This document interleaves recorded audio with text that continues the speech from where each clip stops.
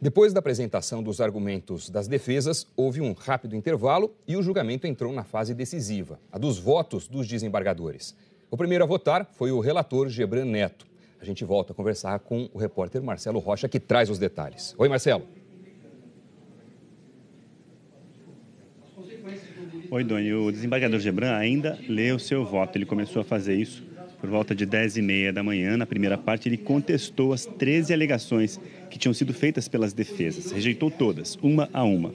Como, por exemplo, a de que o juiz Sérgio Moro seria suspeito para julgar e, por isso, a condenação determinada por ele deveria ser anulada. Gebran também não viu irregularidade na condução coercitiva do ex-presidente para depor em São Paulo em 2016. Agora a gente vai acompanhar alguns trechos do voto do desembargador. A corrupção passiva perpetrada pelo réu difere do padrão dos processos já julgados relacionados à Operação Lava Jato em relação aos servidores da Petrobras. Não se exige a demonstração de participação ativa do Luiz Inácio Lula da Silva em cada um dos contratos. O réu, em verdade, era o garantidor de um esquema maior que tinha por finalidade incrementar de modo subrepetício o financiamento de partidos, pelo que agia nos bastidores para a nomeação e manutenção de agentes públicos em cargos chaves para a organização criminosa.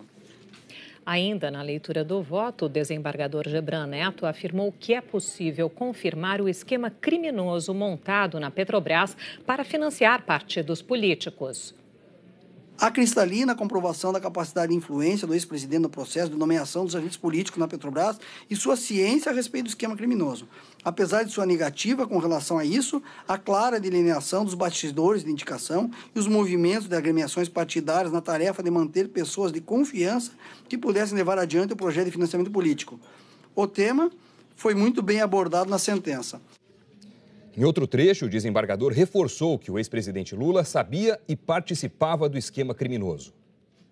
Há prova acima de razoável de que o ex-presidente foi um dos articuladores, se não o principal, do amplo esquema de corrupção. As provas aqui colhidas levam à conclusão de que, no mínimo, tinha ciência e dava suporte àquilo que ocorria no seio da Petrobras.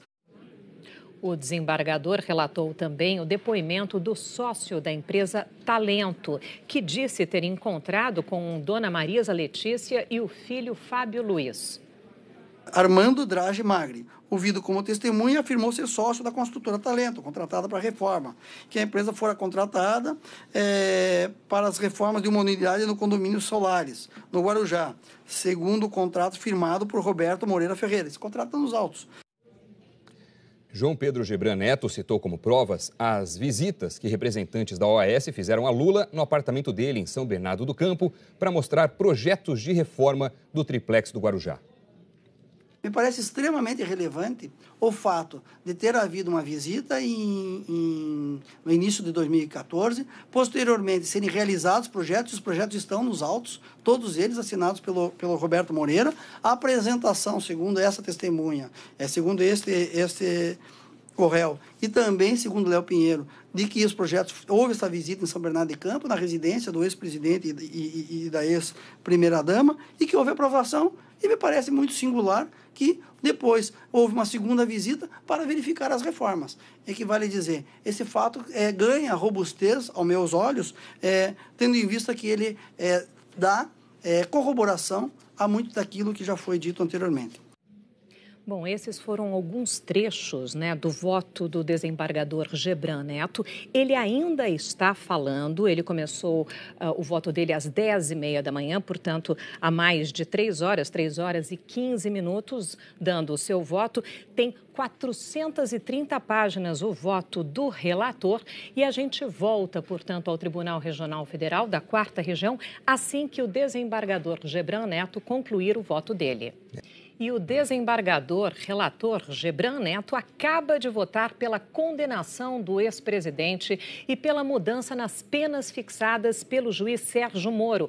A gente volta à sala de imprensa do TRF4, de onde Marcelo Rocha está acompanhando o voto. Conta pra gente, Marcelo. Sandra, o Dr. Gebran ainda não terminou de ler o voto, mas ele chegou num ponto muito importante, que é o das condenações. Ele reformou a pena de Luiz Inácio Lula da Silva, de 9 anos e 6 meses. O ex-presidente tinha sido condenado pelo juiz Sérgio Moro a essa pena. O desembargador estabeleceu pena de 12 anos e 1 mês de prisão e manteve as condenações de corrupção e lavagem. Absolveu o ex-presidente Lula da acusação de ter se beneficiado de propina para manter o acervo presidencial por conta da OAS e manteve a pena do ex-presidente da OAS, Léo Pinheiro, em 10 anos e 8 meses. Lembrando que esse é só o primeiro voto do desembargador Gebran, ainda faltam 2 desembargadores para votar esta tarde e Gebran ainda não terminou o voto dele, está quase terminando. Precisamos continuar acompanhando. Sandra. Ok, Marcelo. Portanto, a mudança na dosimetria do desembargador Gebran Neto de 9 anos e meio para 12 anos e 1 mês de prisão do ex-presidente Lula. 2 horas em ponto pelo horário de Brasília e o desembargador Gebran Neto acabou de ler o voto dele. Então, voltamos ao Tribunal Regional Federal da 4ª Região com Marcelo Rocha. Marcelo. Oi, Sandra. Só para resgatar, então, a situação das penas impostas pelo desembargador Gebran, o ex-presidente Lula, 12 anos e 1 mês, mudou a pena do juiz Sérgio Moro, que era de 9 anos e meio. O Agenor Franklin, que era um ex-diretor da OAS, ficou com 5 anos, 6 meses e 26 dias. O ex-presidente da OAS, Léo Pinheiro, teve a pena mantida, 10 anos e 8 meses. E o ex-presidente Lula e o presidente do Instituto Lula, Paulo Okamoto, foram absolvidos, como eu disse agora há pouco, da acusação de que se beneficiaram de propina para manter o acervo presidencial do ex-presidente Lula pago pela OAS. O voto do desembargador Gebran acabou, mas eu lembro que ainda faltam 2 votos. Agora, o advogado de Lula, Cristiano Zanin, está fazendo uma colocação diante do voto do desembargador, que, quando encerrou o voto, lamentou ter condenado um ex-presidente. Vamos ver o trecho. E sim, infelizmente, está sendo condenado um ex-presidente da República, mas que praticou crime e pactuou, direta ou indiretamente, com a concretização de tantos outros, o que indica a necessidade de uma censura acima daquela ordinariamente se firmaria na dosagem da reprimenda.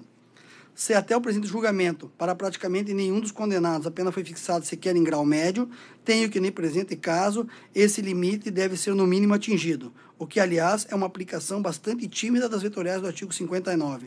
Certamente, a reprovabilidade da conduta sobressai da alta posição que o réu ocupava no sistema republicano. A gente volta agora a Porto Alegre para falar sobre o julgamento do recurso do ex-presidente Lula. O Marcelo Rocha tem mais informações. Marcelo.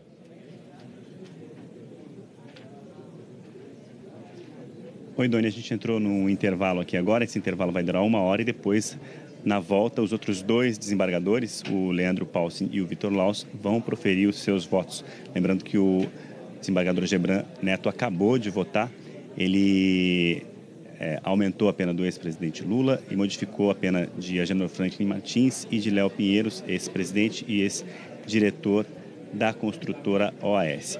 O relator do caso, Gebran Neto, que acabou de votar, afirmou que a eventual condenação, se confirmada aqui hoje, do ex-presidente Lula, só será efetivada depois que a defesa do ex-presidente superar a fase de recursos aqui dentro do TRF4. Em outras palavras, só depois que todos os recursos que forem possíveis para a defesa de Lula forem vencidos, forem superados aqui dentro do TRF4, é possível que a execução da pena seja realizada. Antes disso, não. Voltamos com vocês aí no estúdio. A gente segue acompanhando ao longo do dia a conclusão do julgamento dos recursos do ex-presidente Lula e dos outros réus desta ação da Lava Jato.